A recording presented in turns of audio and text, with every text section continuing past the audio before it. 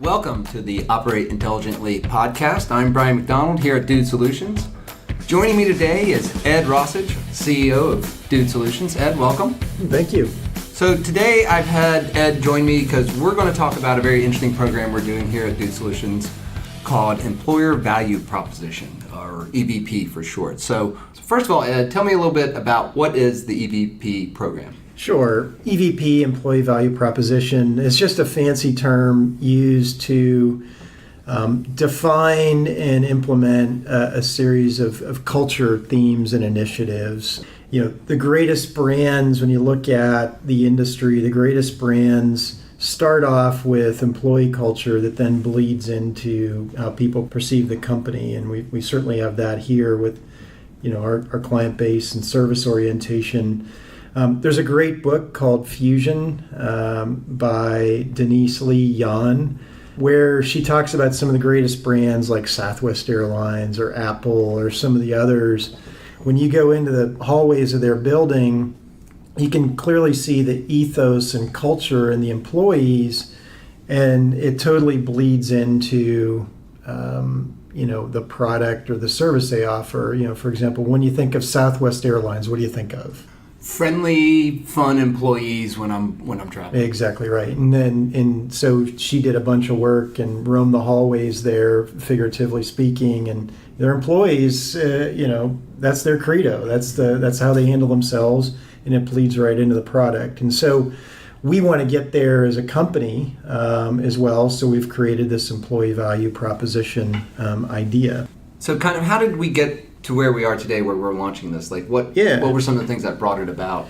Yeah, so a couple of things. One, we were really fortunate to find a great partner locally in a company called New Kind, who helped us think through what we wanted to sort of talk about ourselves as.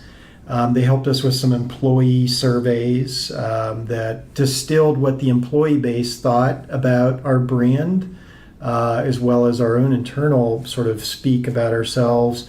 They also did some work with clients in the past to understand how clients perceived our brand.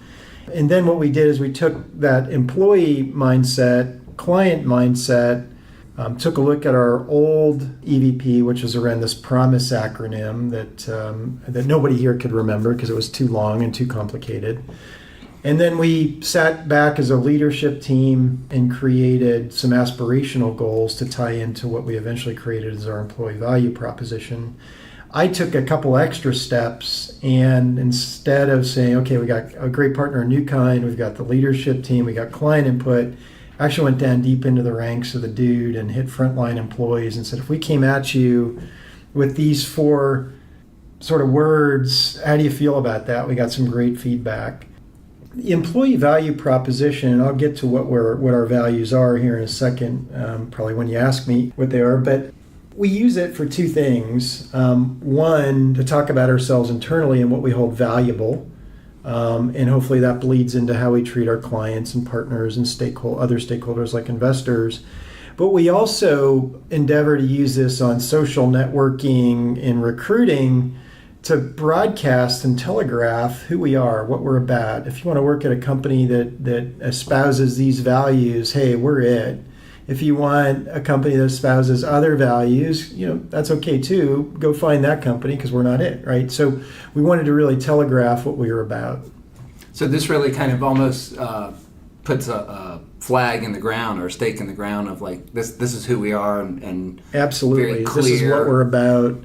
This is what we're looking for in retaining employees and developing leaders and developing it already on board dudes. But also as we pull potential dudes into the tent, what are we looking for, from an attribute standpoint? And then, like the Southwest or Apple or Amazon or Airbnb, she probably covered 15, 20 companies in the Fusion book. My hope would be that our EVP philosophies continue and also are enhanced as we treat our clients and others in the way that we want to talk about ourselves. If that makes sense. So you mentioned a mission statement, and I've seen it in my past jobs where, here's the mission statement, and sometimes it can be very long, and maybe even it's got bullets, Yeah. And So we've kind of gotten rid of that, and now we kind of have these values. So could you talk a little bit about what those are and how they're, brought through this program to all the dudes? Yeah, so just a little bit of context. We wanted simple words, powerful words that people could easily get their heads wrapped around, that had both wide meaning but also direct meaning. And so we came up with 4 words: service to each other, service to our clients, service to our other stakeholders, ingenuity. We originally started with innovation, but we felt like that was such a small word compared to ingenuity, because when people think of innovation, they think of product mostly. But, only 100 dudes are actually in the innovation business when it came to product here. So we thought ingenuity would be more thoughtful, that could be applied to whether you're in operations or marketing or whatever, that we used ingenuity. I'm probably dating myself, but MacGyver, the show, right? Ingenuity, turn a gum wrapper into an aircraft carrier type of thing. And we want people who are thoughtful and ingenious. Integrity. We have a lot of stakeholders that we have covenants of integrity with, whether they're, as a CEO, for example, I have a covenant with the employee base and the families that are impacted by decisions. Partners who employ hundreds, if not thousands of people.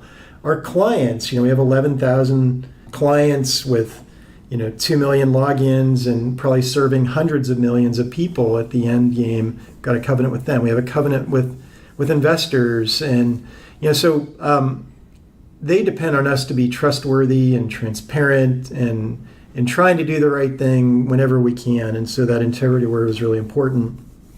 And then the final word, together, another wide word. Together as Dude Nation, as a team, but also together with our clients, accomplishing cool things, together with our other stakeholders, whether they're partners or investors or vendors or what have you, accomplishing things together as a team. That whole ecosystem, stakeholders, is codependent, and if one of us fails, likely we all fail. Like if our investors fail because of the decisions we make, our clients are going to end up feeling the ramifications. If we don't hold employees, holds the wrong word, if we don't encourage employees to be service-oriented, ingenious, high integrity together, that'll show up in our clients and other things. So we really want those 4 words to be baseline foundational words for our team. I would agree, and I think integrity is an important one in the age we live in now, where there's so much information and spin, right? And spin, yeah. So and we definitely know, and it's not just, I don't think it's just millennials. I think it's any workers kind of want to have a company of integrity. Nobody wants to go to work where it's like, I don't trust the company. I don't trust. That's like living in communist Russia almost, where you couldn't trust anything. So I think it is good that this isn't too lengthy, too wordy. It's very easy to kind of get in and say, okay, here's how I can apply that in my work today. Yeah, I mean, to your point, when trust breaks down, bad shit happens, right? I mean, in every sense of the word. Yeah. It's hard to get decisions made, that's for sure. So why should companies like the Dude, why should they kind of go down this route? I mean, we talked a little bit about it, but there are other things that you see that are real intrinsic values in doing an EVP program. Well, I mean, I think if you state what we're about and reinforce that high frequency, high quality content, etc., it really does become sort of a self-fulfilling prophecy. I'm just picking up integrity for a minute. I fully believe everybody comes to work at the Dude with good intention to do the right thing. But, maybe there's a shortcut somebody could take, and if 10 people see a shortcut and 9 of them divert from that shortcut because that's not the integrous thing to do. It might be a short expedient thing and nobody will know, but it's not the right thing to do. Then our job is done, and that credo has worked, right? So beyond the headquarters here and our other offices, kind of, what benefit is going to derive from implementing an EVP program such as this? Well, I think it unifies us around some core principles. I think that's the key point. Whether it's our 12-month vision with the 3 Ps and our 4 words here from an employee value proposition, the more you can talk about what we're about, the outcomes become clearer and we know what our purpose is. There's a North Star involved, sort of with those 4 words. So one of the key components I see is that there's definitely a big focus on people. And could you talk a little bit about how you're doing that with this program? Yeah, so I see the EVP as a central starting point for recruiting and retention. What Dude Nation inside the walls people know is that we launched a 12-month vision with 3 Ps, people, product, and possibilities. And my belief is that product and possibilities are results of the first box, which is people. Software is unlike any other industry that I can think of that we're not dependent on storefronts or robots to weld parts together. Software may be the most people-intrinsic business on the face of the planet. Ideas are alchemized to keyboards by people, sold by people, implemented by people, marketed by people, invoiced by people. And if we can get that right, the rest is noise. Smart people, good people, fast-moving people will figure out the product issues. They'll figure out our possibilities. So that whole people thing is something as a CEO, if somebody walked around with a stopwatch behind me, I'd guess they'd say I probably spend 40 to 50% of my time working on people, recruiting, retention, culture, stuff like this. That's where I spend the bulk of my time. Because if I get that right, I don't have to work in the business. I can work on the business. Mm-hmm. Mm-hmm. And that reminds me of a great quote that one of our local business leaders here, Jim Goodnight, who started now the largest privately held software company in the world. But early on, he realized his people were his most important asset. And I love the quote he had was that his most important asset walks out the door every day at 5 o'clock. Absolutely. And he has to make sure they come back. Yep. Same thing. Yeah, and I think it's great that we're able to have a company in our area that's been a shining example and can kind of help us kind of guide of like, how do we get there? How do we become a top company like they've been for so many years? Yeah. The other thing I've seen in this program I love it because I'm a communication person, is the volume of communication. I have to say what the volume I've seen in the past 5 to 6 months equals what I've seen in other places in 5 years. And I think that's great because there's less rumor mongering, there's less speculation. It's a lot clearer what's going on and who's doing it. But how has that been something different than when you've done in the past, or is this something that you've always been, how do we communicate the right message to all the people? Yeah, no, communication is something I've always focused on. It's probably been more prevalent here because as a chief operating officer or president, I typically had a CEO partner that they really viewed it as their job. I've stepped up here the communications frequency.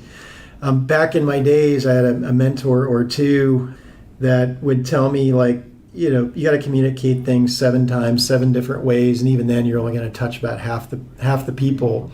And I've upped that. I think it's now 11 different times, 11 different ways, and you still only get about 25%. So that frequency, cadence of communications and content and communications is critical.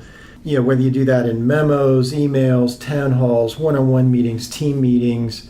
We recently lit up that Fact or Fiction anonymous place where Dude Nation could go to ask questions that they might have heard at the coffee machine that maybe they were too afraid to ask at in the open. And anything we can do to eliminate heat loss in the building by answering some of these types of things is critical. But I'll know my communications job is done when guys like you or Grace run from me because they know, here it comes again. He's going to keep talking about those 3 Ps and the 5 things under each one, and I'm just sick of it.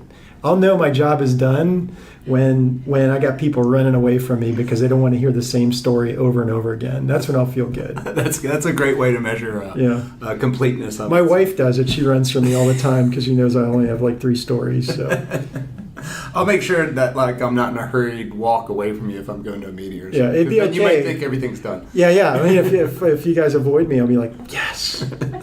So in going through this program so far, what have you learned? You've had a lot of experience at a lot of different companies. Yeah. So I'm sure you've kind of come out of this with something new. Well, there's a couple of things. I think, and again, back to New Kind, they really walked us through what I thought was a really thoughtful process. And this isn't just a bunch of people in a room, breathing hot air. There's fact-based data with surveys and discussions, and then focus groups around specific words, and then. I think that was all very valuable. I think the other thing that I learned, or maybe relearned for the 57th time, was there's a huge disconnect between leadership, what they think is going on and what they think the culture is and what they think the ethos is. And then again, I sort of developed a lot of sort of close to the ground dudes really doing the active work. And I was like, hey, we think the word should be X. And they're looking at me like, that is so not us, right? And then you have to sort of calibrate around. And what do you mean by that? And so I learned a lot about that. And then I also think that repetition piece, just I keep re-hitting that, relearning it. We've demonstrated this stuff a couple of times, but I would bet you, Brian, or Grace, like $1,000 if I stopped 10 dudes in the hallway right now, 3 of them would be able to tell us what those 4 things are. And until I can get that up to 7 or 8, our work is not done in sort of preaching the EVP. I would agree. I think a lot of times when you launch a program like this, you get great acceptance and people kind of nod their heads, but you do have to kind of go back and revisit it. So, for example, in preparing for this, I went back and revisited and kind of wrapped my head around a little bit more and said, okay, I think the other challenge also is, like, sometimes, like you said, it being data-driven versus here's a template. Here's how we're going to fix things because it worked at all these other companies. Well, maybe our culture is different, maybe our product's different, maybe our customer's different. So I do like that approach that it is data-driven off, what are the feelings of the customers, the stakeholders. Yeah, there was a lot of stuff coming in. While you were talking, one of my 17 brain cells fired. One of the things I learned is I had to do a better job articulating what an aspirational goal was versus what reality was today. Like a lot of employees, when I went back and said, I can't remember exactly what word, but say together, a lot of people would say, oh, we're so siloed, we're not together, that's not us. And then I'd have to remind them, well, don't forget, some of this is aspirational, where we want to go. And you might not be able to say we're a team together today, but boy, if we're not there in 6 or 9 or 12 months, that means I failed as CEO to sort of set the table to make together something that people are like, oh yeah, I get that. Yeah, that's us. Mm-hmm. And that's always a challenge in a growing company. New people coming on board. Yeah. I'm always challenged sometimes when people are like, oh, you work at the dude. Do you know so-and-so? And it's like, no. Yeah, we're up to 700 people now. Yeah, I mean, right? we're up to 700 people. I do know my team, and I know some people on the other teams, but it is tough to have those acquaintances unless there's certain functions or kind of cross-pollination of the teams on different projects.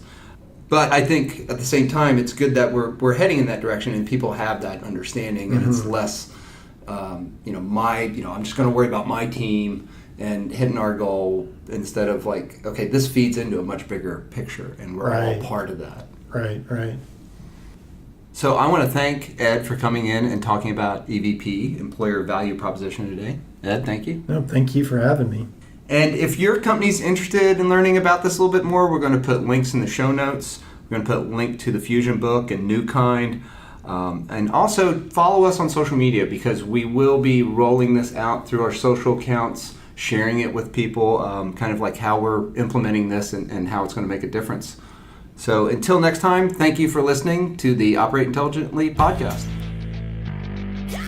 Thank you for listening to the Operate Intelligently podcast. Subscribe to us wherever you get your podcasts, leave us a review, and you can even email us at dspodcast@dudesolutions.com.